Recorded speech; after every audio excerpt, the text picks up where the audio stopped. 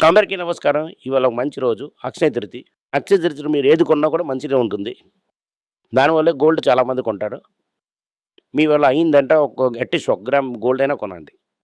Sir ఏంటి sir మీరేమో నన్ను గోల్డ్ అమ్మేయమని చెప్పారు. అదేమో కొనమని చెప్తున్నారు. అక్షయ తృతీయలోనే ఎందుకు గోల్డ్ పీస్ కొనొద్దని నేను డీటెయిల్‌గా ఎక్స్‌ప్లెయిన్ చేస్తాను.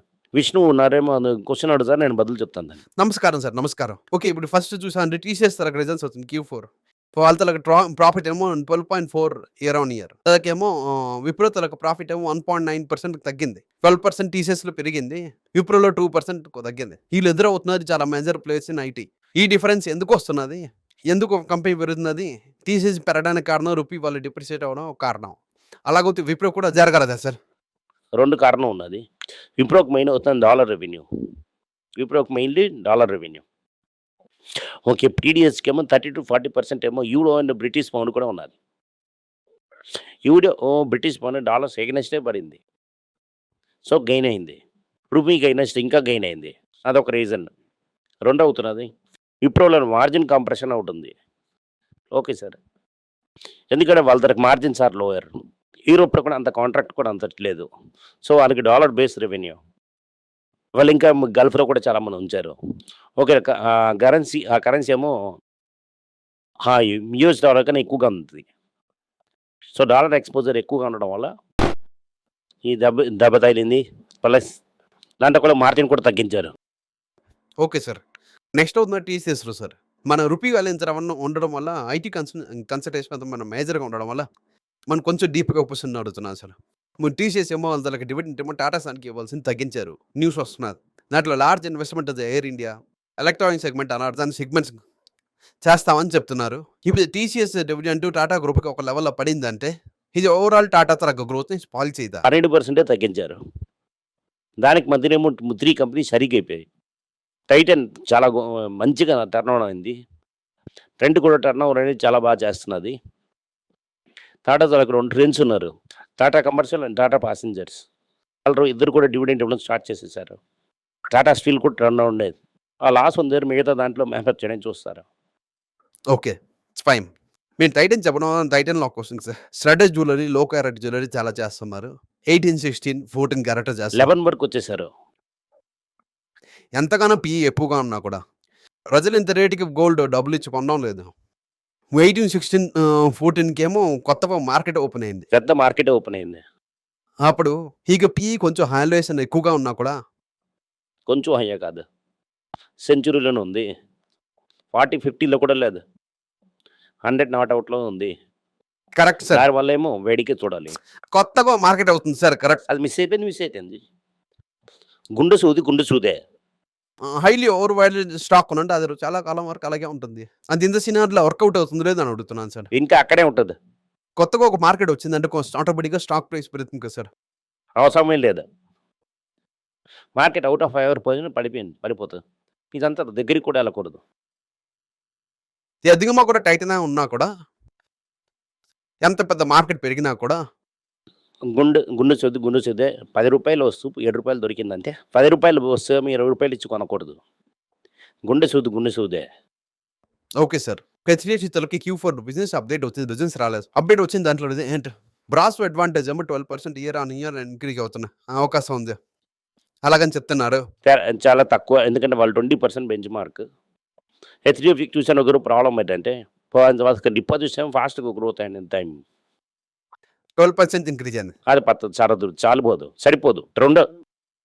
రెండోది అవుతుంది వాళ్ళ తనకు మేనేజ్మెంట్ ఏమో నెగెటివ్ కమెంట్స్ నుంచి చాలా ఎక్కువ వస్తున్నది. Issue after issue. ఒక కార్ బిజినెస్ చేస్తున్నాం వేరేదేదో.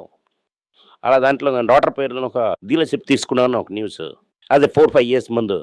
దాని తర్వాత డిజిటల్ లింక్ కార్డ్ యాడ్ చేయకూడదని ఒక న్యూస్. దాని తర్వాత అతను చక్రవర్తి. ఒక క్రెడిట్ కార్డ్ ఇవ్వకూడదన్న అప్సేసింది. దాని తర్వాత అతను చక్రవర్తి. దాని తర్వాత ముందేమో మిస్ సెల్లింగ్ ఆఫ్ 81 బాండ్స్. చాలా వరకు చూసాను. మళ్ళీ నెగెటివ్ న్యూస్ వస్తుంది. శశిధర్ మీద ఎవరో కేసు వేశారు. ఇదంతా క్లీనప్ చేసి ఇమేజ్ మార్చలేదంటే మళ్ళీ 4 టైమ్స్ వాల్యుయేషన్ దొరకదు. ఓకే. ప్రమోటర్ చేస్తాను ఎంప్లాయీస్ అనుకుంటా. ప్రమోటరే లేరు. అదే అడుగుతున్నా. ఇది పనిచేస్తున్న తప్పు చేశారని చూడొచ్చు. అంతే. ప్రమోటర్ల మీద ఏం పెట్టడం అని అర్థం కాదు. ఓకే. నిర్వహణ ఎవరైతే నడిపిస్తున్నాడో వాళ్ళ మీద చెప్పొచ్చు అన్నాను. ఆదిత్ ఫుల్ ఎఫిషియెంట్‌గా శశిధర్ జగదీశన్ చేయడం అవ్వలేదు. మీకు కావాలంటే శశిధర్‌ని మార్చి వేరే ఎవరిని పెట్టుకోవాలని అనుకుంటున్నా. ఓకే. ఆళ్ళేది చేస్తారో చేసుకోండి సార్. మన మధ్యలో కన్సిడర్ చేస్తామని అంటున్నా. పడిందంటే డెఫినెట్‌లీ కన్సిడర్ చేయొచ్చు.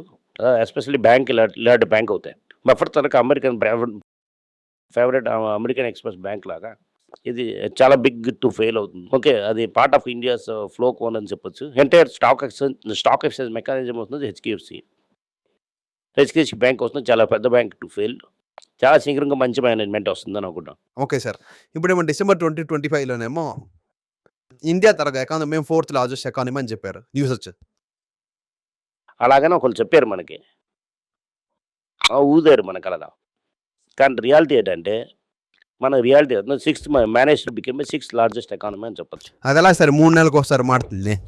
ఎందుకంటే మీ తల గ్రూప్ తలకు వాల్యూ టపా అని పడుతుంది కదా! $7 మెజర్ చేస్తున్నారు. పౌండ్ తలకు వాల్యూ పెరిగింది.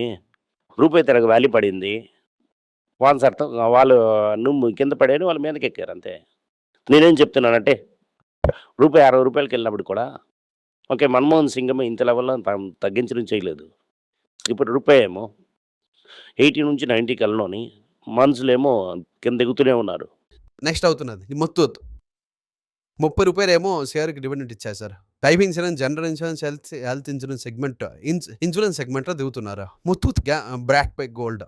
ఓకే. ఇది చాలా ఇంకో స్ట్రాంగ్ కాంపిటీషన్ ఉంటుంది. వీళ్ళేమో ముందు ఏజెంట్‌గా ఉండేది. ఇప్పుడేమో ఇన్సూరెన్స్ కంపెనీస్ యాడ్ చేస్తున్నారు. డిస్ట్రిబ్యూషన్ అంటే ఏంటి? ఒకళ్ళు పొజిషన్ అమ్ముతున్నారు కదా! అంతే కదా! మీరు గోల్డ్ కొంటున్నారు. మీరు ఇన్సూరెన్స్ కూడా అమ్ముతున్నారు. కమిషన్ అంత తీసుకుంటారు. వాళ్ళకి ఏ బాధ లేదు ఇప్పుడు చూసామంటే. అమ్మేసామంటే వదిలేయడమే. కమిషన్. ₹1 లాభం వచ్చింది. లాభం నాకు ₹1 నష్టం కూడా లేదు. No investment. ఇప్పుడు ₹30 డివిడెండ్ ఇచ్చేసారు. ఇప్పుడు గోయింగ్ ఫార్వర్డ్. ఇప్పుడు కన్సిడర్ చేసిన సిట్యుయేషన్‌లో ఉందా లేదా? ఇంకా పడిందంటే కన్సిడర్ చేసుకోవచ్చు. Okay sir. ఇప్పుడేమో better to consider Manappuram. South Indian Bank or Federal Bank. ఇప్పుడు చూసానంటే మండే మార్కెట్ ఎలాగుంటుందని అనుకుంటా. స్ట్రెయిట్ ఆఫ్ ఆల్మోస్ట్ క్లోజ్ అని ఓపెన్ చేసినా కూడా నాస్డాక్ 900 పాయింట్ పెరిగింది. ఇంకా 48 అవర్స్ ఉంది. ఇంకా 36 అవర్స్ ఉంది. ఎన్ని సార్లు మనకు రివర్స్ చేశారు. లేటెస్ట్ రివర్స్ 9:00 తెలుస్తుంది. అప్పుడే మనం డిసైడ్ చేద్దాం. మారతారా లేదా అని. Right sir. ట్రంప్ అడిచారని రివర్స్ ఇప్పుడు ఇరాన్. అందరికీ నమస్కారం. పైల రోజు అని financial literacy money for nothing అన్నది రెండో పార్ట్. అది సెక్స్ ఎలాగా, డిపాజిట్స్ ఎలాగని, డబ్బులు ఎలాగొచ్చిందని, బార్టర్ నుంచి డిమానిటైజేషన్ వరకు కవర్ చేసాం. పిల్లలు ఏజ్ 10 to 12 పీపుల్కి చాలా యూజ్ అవుతుంది. ఈ బుక్ స్పెషల్ ప్రైజ్లో ఇప్పుడు 450కి అమ్ముతున్నాం. యూజ్ చేయండి. Thank you. వెబ్ పేజ్ని సబ్స్క్రైబ్ చేయండి. వారానికి 4 ప్రీమియం ఆర్టికల్స్, ఫ్రీ ఆర్టికల్ 10 నుంచి 12 ఆర్టికల్స్ వేస్తాం. సబ్స్క్రిప్షన్ మాసంకేమో ₹99 ఉంది. ఈ చెప్పిన కాన్సెప్ట్స్ ఏమో గ్రేట్గా ఎక్స్పాండ్ చేసి చెప్తాం. మీరు చదివారంటే చాలా యూస్ఫుల్ ఉంటుంది. Thank you. నమస్కారం. పిల్లల గురించి అయినా ఒక పుస్తకం లాంచ్ చేసాం. ఇది చాలా సక్సెస్ఫుల్గా ఉంది. ఎవరికి ఆ పుస్తకం కావాలని మా టీంని ట్యాగ్ చేయండి. కింద ఉన్న నెంబర్ని వెబ్సైట్ కాంటాక్ట్ చేశారంటే మీరు ఆ పుస్తకాన్ని మీరు తీసుకోవచ్చు. ఈ పుస్తకం పిల్లల పుస్తకం అవైలబుల్గా ఉంది. మీరు వెబ్సైట్ కొనొచ్చు. కింద ఉన్న వాట్సాప్ నెంబర్ కూడా మెసేజ్ చేయొచ్చు. Thank you. నమస్కారం. మీకు సందేహాలు ఉండి మీరు నాతో కాంటాక్ట్ చేయాలనుకుంటున్నారంటే స్క్రీన్లో కనిపిస్తున్న మెయిల్ ఐడికి మీరు మెసేజ్ చేయండి. మా తలక టీం మీకు కాంటాక్ట్ చేస్తారు.